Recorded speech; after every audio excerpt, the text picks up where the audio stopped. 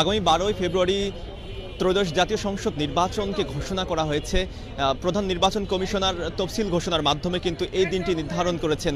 এর আগে তিনি কিন্তু জানিয়েছেন যে এই নির্বাচনকে উপলক্ষ করে নির্বাচনের যে যাবতীয় যে কার্যবিধি তিনি কিন্তু ঘোষণা সেটিও দিয়েছেন। এছাড়াও কিন্তু প্রবাসী ভোটার যারা রয়েছে তাদের বিষয়ে কিন্তু তিনি কথা বলেছেন।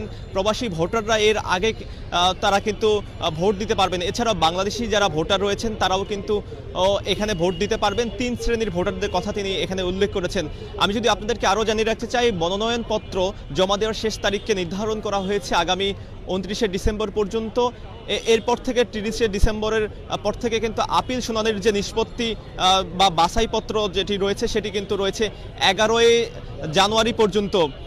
প্রার্থীরা নির্বাচন কমিশন অফিসে এসে তারা কিন্তু আপিল করতে পারবেন এবং 12 থেকে 18ই ফেব্রুয়ারি 18ই জানুয়ারি তাদের আপিল নিষ্পত্তির সময় রয়েছে। এছাড়াও 18 থেকে পরবর্তী 48 ঘন্টা অর্থাৎ 10ই ফেব্রুয়ারি পর্যন্ত নির্বাচনের যে প্রচারণা সেটি কিন্তু চালাতে পারবেন প্রার্থীরা, এমনটি কিন্তু জানিয়েছেন প্রধান নির্বাচন কমিশনার। আমি যদি একটু নির্বাচন কমিশনের সামনের যে ভবনের সামগ্রিক চিত্র সেটি যদি দেখানোর চেষ্টা করি, সামনের যে নিরাপত্তা ব্যবস্থা সেটি কিন্তু উন্নীত করা হয়েছে। এখানে কিন্তু কয়েক স্তরের যে নিরাপত্তা বলয় সেটি কিন্তু তৈরি করা হয়েছে। প্রধান নির্বাচন কমিশনার যেটি জানিয়েছেন যে আগামী নির্বাচনকে সুস্থ এবং প্রাণবন্ত করতে সব ধরনের যে প্রচেষ্টা সেটি কিন্তু চালাবেন এই সরকারের পক্ষ থেকেও, সেটিরও কিন্তু বার্তা দেওয়া হয়েছে। আপনাদেরকে যদি আরেকটু দেখানোর চেষ্টা করি যে আগামী যে নির্বাচন সেই নির্বাচনকে উপলক্ষ করে কয়েক স্তরের যে নিরাপত্তা ব্যবস্থা সেই বলয় কিন্তু এখানে তৈরি করা হয়েছে।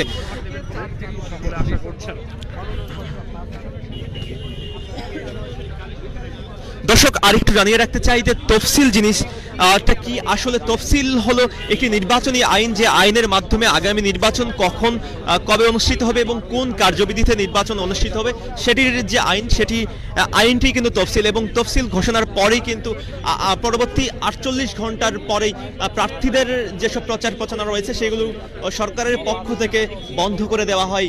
সরকারের পক্ষ থেকে আরও নির্বাচনের যে কার্যবিধি সেটি প্রণয়ন করার জন্য প্রত্যেক এলাকার থেকে যেসব ব্যানার ফেস্টুন রয়েছে সেগুলো কিন্তু রহিত করা হয় সরকারের পক্ষ থেকে, সেটি দায়িত্ব পড়ে যায় এবং প্রশাসনের যে ব্যবস্থা সেটি কিন্তু চলে আসে নির্বাচন যে অফিস রয়েছে সেই অফিসের আন্ডারে। এবং নির্বাচন যে কমিশনার রয়েছে সেসব কমিশনারদের দায়িত্বেই পড়ে যায় প্রশাসনকে তারা কিভাবে কার্যবিধির মধ্যে নিয়ে আসবেন সেগুলোর দায়িত্ব পড়ে যায়।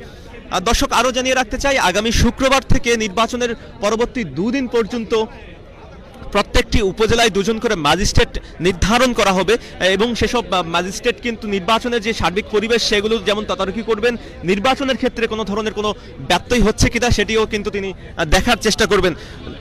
দর্শক আরেকটু ঘুরে দেখাতে চাই যে এই নির্বাচন অফিসের সামনে আইন শৃঙ্খলা বাহিনীর পাশাপাশি যেসব উৎসুক জনতা রয়েছে তারা কিন্তু এখানে ভিড় করছেন। আগামী নির্বাচন কখন কয়টায় অনুষ্ঠিত হবে সেটিও কিন্তু তিনি জানার চেষ্টা করছেন।